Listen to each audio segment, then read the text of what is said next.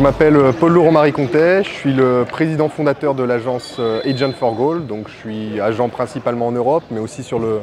continent américain avec les États-Unis et le Canada, et aussi au Moyen-Orient, notamment au Qatar, en Arabie Saoudite et au Koweït. Donc la semaine de la révélation, c'est un événement qui est né d'une longue réflexion avec les acteurs locaux ici à Dakar, et plus précisément à Yoff. Vic, qui a été la personne que j'ai rencontrée, qui m'a présenté le projet et j'y ai tout de suite adhéré, et moi-même en Europe, qui va avoir un rôle de rampe de lancement, de tremplin, pour donner de la visibilité justement aux joueurs sénégalais, aux jeunes sénégalais, pour pouvoir intégrer des clubs professionnels européens. Donc c'est un projet évidemment ambitieux qui repose sur plusieurs parties prenantes, à la fois, comme je l'ai dit, des personnes qui sont ici au niveau local, qui connaissent le foot sénégalais, l'architecture du foot sénégalais, comment les choses sont organisées ici, et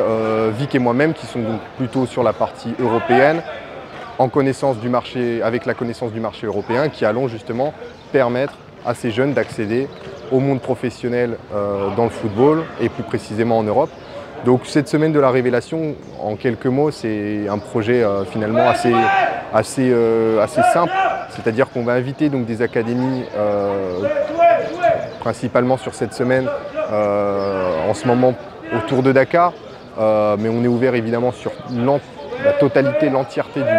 du Sénégal. Donc on va inviter les académies et les clubs à venir jouer des matchs dans ce tournoi. Donc c'est sous la forme d'un tournoi, donc avec des matchs plutôt dynamiques qu'on va enchaîner pour pouvoir voir du jeu, que les joueurs soient dans un format dans lequel ils sont en confiance et dans lequel ils peuvent s'exprimer. Et donc on va, au cours de cette semaine, voir les différents talents qui émergent un petit peu. Et ensuite, par la suite, on pourra les accompagner et évidemment pouvoir leur trouver des opportunités en Europe, que ce soit en France, mais plus généralement dans toute l'Europe, puisque comme je le répète, je travaille évidemment avec de nombreux pays européens et pas uniquement en France.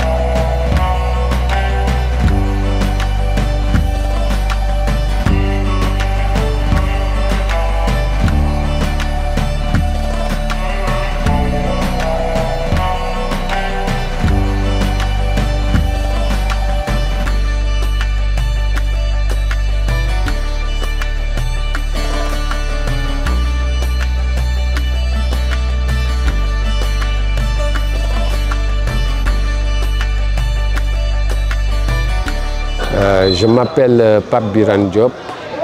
je suis le coordonnateur du projet du tournoi de la révélation qui a associé 3 entités,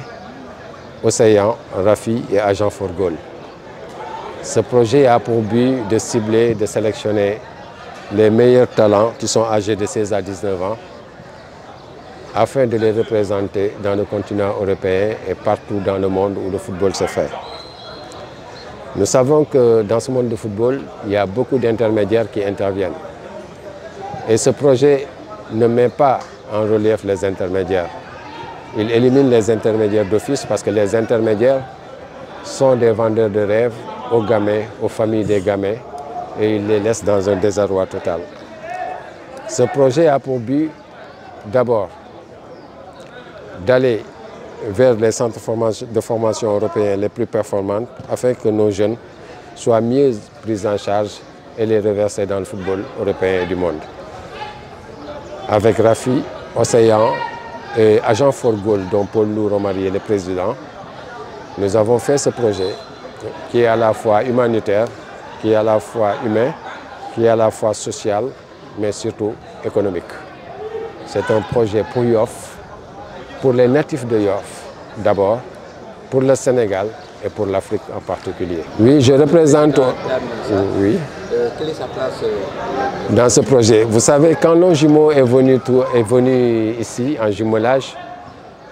et ils ont eu l'occasion de travailler avec Rafi, le rassemblement des anciens footballeurs de Yoff, qui avait une académie, et pendant 7 ans, ils étaient en train de se battre sur les terrains sablonneux afin de donner de la visibilité à cette académie. Cette académie qui a été mise en place par de grands formateurs, en l'occurrence Baybina, en l'occurrence El Hadj Diène, en l'occurrence Mama Sow, en l'occurrence El Baye, Vincent, Mansour. Et c'est ce qui sont là, le président Djibi Cissé, le manager général Baïda, Baye Biram de l'organisation Adama Dine. Il y a les coachs Aline Sen, il y a Samba Gueye, Abdoulaye Ndoye, il y a Aziz Sow, Abdoulaye Ngom Diène, il y a Pastore, Djibi Kassé, il y a Ibrahima Diakhaté, il y a Liki Thiaw, il y a Katkogne Seni Diouf. Donc ce sont des anciens footballeurs qui ont eu à sillonner les terrains de Yoff. Donc ces anciens footballeurs se sont retrouvés autour d'un projet et aujourd'hui ce projet se concrétise par ce tournoi de la révélation avec des partenaires qui sont venus d'Europe et que le président d'Ansar a eu l'aimabilité de nous mettre en rapport. Ma relation avec le président d'Ansar, il m'a confié l'administration de ce club, tant au plan financier et organisationnel. C'est de cette manière que j'ai pu travailler avec ces gens pendant 6 mois afin que cet événement ait lieu. C'est le lieu de remercier les autorités coutumières, du Djaraf jusqu'au Fray. Les autorités coutumières ont pesé de leur poids pour que ce tournoi ait lieu. Les autorités coutumières ont joué le rôle d'intermédiation entre les différentes parties pour que ce tournoi ait lieu. Quand je parle des autorités coutumières, je parle du Djaraf, je parle de Ndjambour, je parle des Ndombitank, je parle des conseils de notables, je parle du partenaire Jean de Magnanlay, une personne émérite. Je parle de Al-Sandir qui a mis à la disposition de l'académie son école pour apprendre la pâtisserie aux pensionnaires. Toutes ces personnes, je ne vais pas oublier de citer un grand monsieur à qui nous devons aujourd'hui rendre hommage, un grand monsieur qui a œuvré à chaque fois que Rafi a eu besoin de lui, c'est le ministre Abdoulaye Diouf Sarr. Merci beaucoup, monsieur le ministre, pour toute l'aide que tu as eu à apporter jusqu'à ce que ce projet puisse voir le lieu. xam nga projet bi déwul dafa fekk Longjumeau ñëw fii ak Vic Mendy ñu nekk ci benn partenariat bi ñu ñëwee mu am liggéey bu mucc ayib bu fi Rafi def liggéey bu mucc ayib boobu moom moo indi aujourd'hui que partenaires yi nekk France bëgg a liggéey ak Rafi mais Rafi dafa amoon ressources humaines ay nit de qualité yoo xam ne ci waar wi ci tool wi kenn mënu leen ci il fallait nag mu am ñenn ñu leen di accompagner ci plan organisationnel si laa leen jegeñee commencé di liggéey ak ñoom bi Longjumeau ñëwee président d'Ansar boole leen ak ñoom ñu toog fii ku ñu naa Vic Mendy ne dafa bëggoon liggéey ak Rafi ma ne ko non loolu mën na nekk mu ne président d'Ansar liggéey ak Rafi doon na ma neex parce que état d'esprit bi ma gis fii ak organisation bi dafa mucc ayib. Après Dansar président Dansar ne ko kii suma xarit la dama lay bàyyi ak moom ngeen di waxtaan pour projet bi lépp loo xam ne jar na ci rek yéen ñaar waxtaan leen ci loo leen juboo rek juboo naa ci président Dansar jël projet bi teg ko ci sama loxo bi loolu amee ma ne ko président Dansar Rafi juróom-ñaari at mi ngi nii nekk académie tey district jël nañ fa lu ne dañu bëgg a dem niveau supérieur mooy football division régionale bi ñu ko waxee président Ngouda ak gis-gisam Baïda manager général ñu ne loolu war naa mën a nekk Dansar ne man sama récépissé fédéral dama leen koy jox sama licence fédérale ngeen joué ñu ne bon bu waree am nañu tëgg convention de partenariat si lañu tëggee convention de partenariat bi nga xam ne dafay jël en charge Dansar day jël en charge lépp luy ressources financières Rafi Océan kii Rafi jël lépp li nga xam ne mooy ressources humaines bi ñu demee ci loolu tëggee loolu nag ci la partenaires yi ñëw ne dañu am projet boo xam ne dañu bëgg a détecter ay jeunes yu am 16 ak 19 ans afin que ñu yóbbu leen ci kaw pour placer leen dans des centres de formation mu nekk une source de financement pour le projet Océan Rafi. projet Océan Rafi bi li ñu ko tëggee mooy dafay am loo xam ne président Océan da koy indi moo xam loo xam ne partenaires yi ñoo koy indi li partenaires yi ñoo indi nag mooy li nga xam ne moom la ñuy tirer ci xale yi nga xam ne moom la ñuy placer dans le futur bu dee xale yu nekk ci Océan la bu ñëwee ñu nag partenaire bi dañu koy séddoo bu dee xale bu nekk ci feneen foo xam ne dañ ko invité dafay nekk pourcentage bu ci am parce que ñun ñooy porteur de projet bi ci loolu lañ nekk di liggéey ba tey looloo fi indi ñi ñu defar tournoi bi ba nit ñi ñëw vraiment looloo tax waaye du ñu jeexal te remercier wuñu kii di Jaraaf Peder remercier wuñu Mam Issa remercier wuñu Jean Mandione remercier wuñu képp ku sol romb tànk ak yooyu xaw ma leen ñoom ñëpp ku ma ci limul rek nga baal ma mais yéen ñëpp gis nañ seen taxawaay ba ci Baye Binna Bas Mama Sow El Baye ñëpp ku ma ci limul dama juum nga baal ma parce que yéen ñëpp seen taxawaay rafet na mais du ma jeexal te waxuma ak ki ñu naa Abdoulaye Diouf Sarr ministre parce que moom dafa comprendre le sens de Rafi comprendre le sens de l'éducation bi ñuy jox xale yi ak nan la football nekkee vecteur d'unité vecteur de pacification nan la football nekkee tamit luy indi koom-koom ci réew Yoff yëpp ñu leen di woo di leen tàllal loxo di wax waa RS Yoff dal leen ak jàmm que RS Yoff ñu ngi leen di remercier ci compréhension bi ngeen am bu ñu mën a jouer ci stade bi te tegu leen ci benn kii vraiment rafetlu nañu loolu rafetlu nañu seen nekkin ak yéen ñu yaakaar ne yàlla dina def nag nekkin boobu la ñuy nekk lépp luy am rek nañ ko waxtaanee bañ ko ñàkk waxtaanee loolu laa amoon lu ma ciy wax merci beaucoup wasalaam.